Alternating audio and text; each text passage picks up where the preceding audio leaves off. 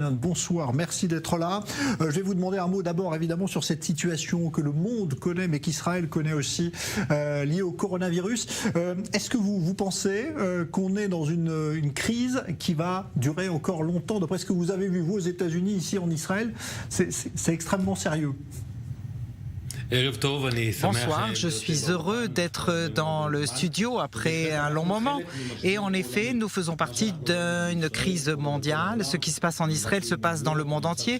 Je viens de New York, la situation n'est pas bien meilleure qu'ici. Il faut de la patience. On a l'habitude de tout régler très vite. Il y a un problème, on le règle et on avance. Mais là, nous sommes dans une crise importante, longue, qui influence l'économie du monde. Et donc, il faut de la patience.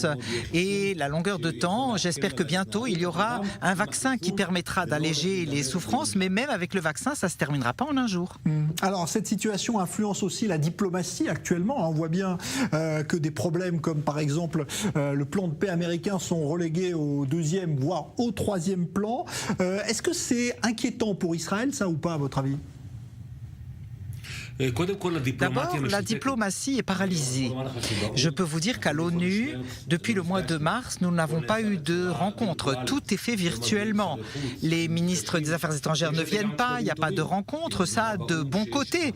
Parce qu'à l'ONU, quand il y a tant de décisions contre Israël, pour l'instant c'est calme là-bas. Mais bien entendu, nous devons réfléchir comment promouvoir nos procédures. Par exemple, la tension que nous vivons avec le Liban en ce moment et le Hezbollah, c'est aussi quelque chose qui a une signification diplomatique et sur le front politique et militaire. Nous n'arrêtons pas d'œuvrer à cause du coronavirus, bien sûr.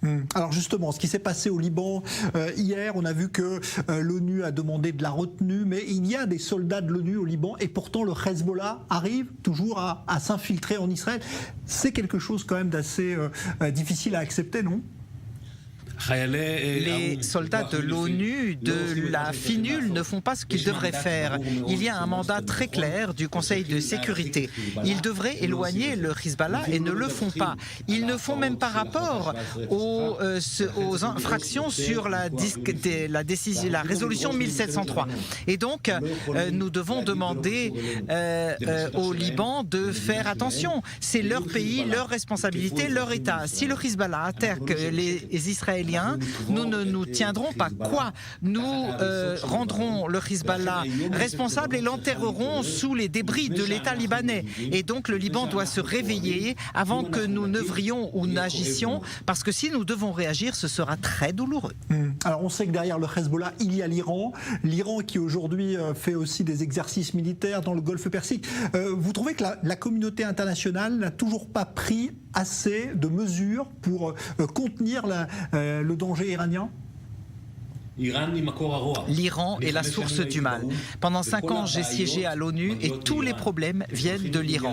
Ils envoient des milliards de dollars au Liban, en Syrie, au Yémen, en Libye, dans la bande de Gaza et partout, ils financent le terrorisme. Au mois d'octobre, le Conseil de sécurité de l'ONU devra décider si continuer avec l'embargo sur les livraisons d'armement à l'Iran. J'espère que cet embargo sera maintenu. Sinon, nous verrons les Iraniens être plus actifs. De leur point de vue, ils sont prêts à payer le prix. Beaucoup de pays parlent contre Israël. Mais l'Iran dépense beaucoup d'argent plutôt que s'occuper de ses civils, de ses citoyens avec les problèmes de l'épidémie, coronavirus et autres. Ils dépensent de l'argent pour des missiles et des tunnels contre Israël. Est-ce que vous ne craignez pas que les États-Unis, qui ont beaucoup de problèmes à gérer en ce moment avec cette crise du coronavirus, il va y avoir l'élection aussi présidentielle, est-ce que vous ne craignez pas que les États-Unis se retirent un petit peu trop de cette scène du Moyen-Orient et notamment face à l'Iran et qui laisse Israël finalement seul contre l'Iran aujourd'hui ? D'abord, c'est un phénomène global.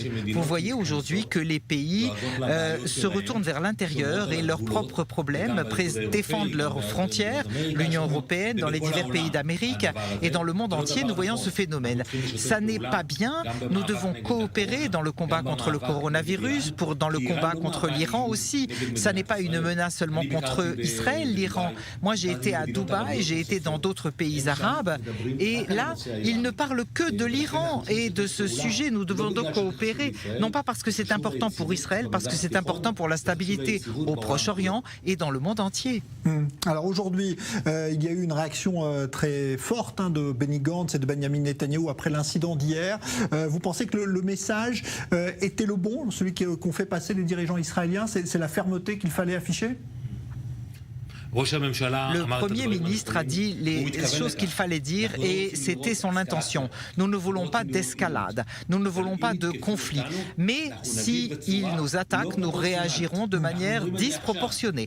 Et nous le disons dès à présent, qu'on ne nous accuse pas plus tard d'avoir détruit une partie du Liban, d'avoir porté atteinte aux infrastructures. Nous réagirons extrêmement douloureuses et violentes. Il vaut mieux qu'on les prévienne à l'avance, à Beyrouth, au Conseil de sécurité et dans toutes les capitales du monde. C'est bien que ce gouvernement, qui n'est pas un gouvernement où on sent une vraie union dans la politique intérieure, ait parlé d'une seule et même voix sur ce dossier-là. Vous n'avez pas de doute là-dessus, Benny Gantz et Netanyahou seront sur le même schéma. D'abord et avant tout, j'espère de tout cœur qu'ils parleront d'une seule voix sur d'autres sujets aussi. Ça n'est pas bon pour Israël qu'il y ait plusieurs voix qui s'élèvent. Je le sens, cela nous porte atteinte, ce n'est pas bon du point de vue économique, politique et sécuritaire. Et donc, il faut saluer cela et j'espère que cela aura des conséquences aussi sur d'autres plans. On ne peut pas diriger un gouvernement avec plusieurs voix. On peut débattre à l'intérieur des salles de débat, mais une fois que la décision est prise, tout le monde doit travailler d'une seule voix. Un dernier mot, Dani Danon, vous étiez à l'ONU, donc c'est un poste très, très important. Comment vous voyez votre avenir politique en Israël maintenant ? Je rentre avec beaucoup de motivation, avec beaucoup d'expérience, avec des relations internationales et j'ai l'intention d'utiliser les connaissances que j'ai accumulées pour le bien de l'État d'Israël. Nombreuses personnes sont très heureuses que je sois rentré, certains peut-être un peu moins, mais j'ai l'intention de faire le bien pour Israël. Bon, en tout cas, on sera ravis toujours de vous recevoir ici. Merci beaucoup, Dani Danon, ancien ambassadeur d'Israël à l'ONU, de retour, donc vous l'avez dit, en Israël.